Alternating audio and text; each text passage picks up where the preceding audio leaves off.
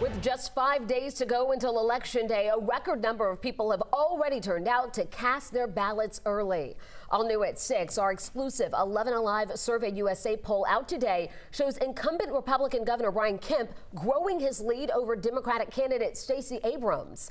And the margin narrowing in the race for U.S. Senate as Republican Herschel Walker gains ground on Democratic incumbent Senator Raphael Warnock, who is still ahead by 6 points right now. Doug Richards joining us now live to explain what this could mean with just 5 days until all the ballots are counted. Yeah, so Doug, you've been following each of these races very closely for months. What can you tell us, sir? Well, first of all, this early voting site in Gwinnett County has stayed busy all day long.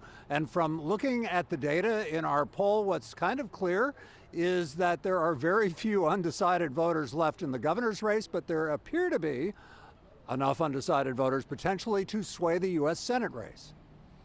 I try to vote on someone's character. It's not just national or local issues for voters. We can't change what's in our past, but we certainly can change what we do from here forward.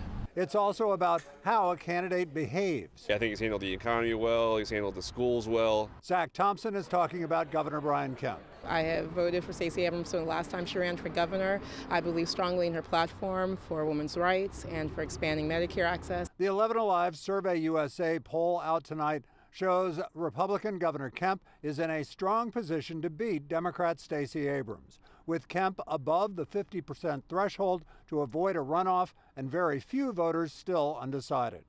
More voters told us they view Kemp favorably than unfavorably.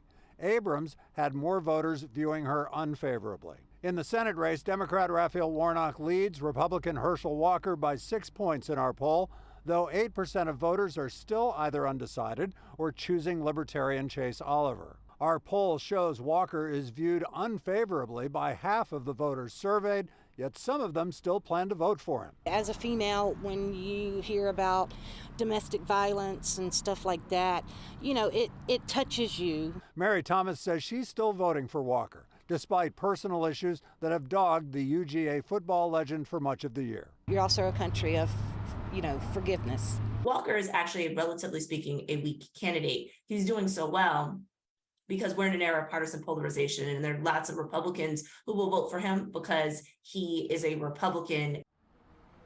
This poll also indicates that about 1 in 10 Kemp supporters does not plan to cast a vote for his fellow Republican, Herschel Walker.